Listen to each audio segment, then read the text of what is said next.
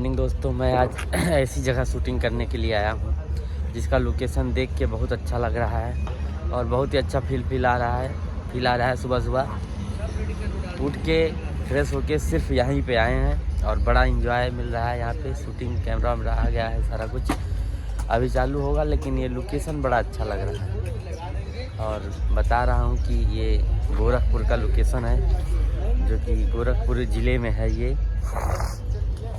तो आप लोग भी आइए, जिसको एल्बम शूटिंग कुछ भी करना हो, बड़ा अच्छा लोकेशन है ये और एंजॉय भी मिल रहा है। यहाँ पे अच्छा पार्क भी है पीछे, जो कि पार्क पीछे है और पूरा मज़ा आ रहा है। इधर कैमरा पूरा एकदम रेडी है शूटिंग के लिए, सब लोग आ रहे हैं और यहीं पे आज गाना का शूटिंग होगा।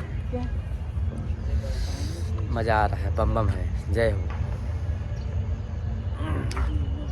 हम हुसैन बनी, तुम हुसैन चल।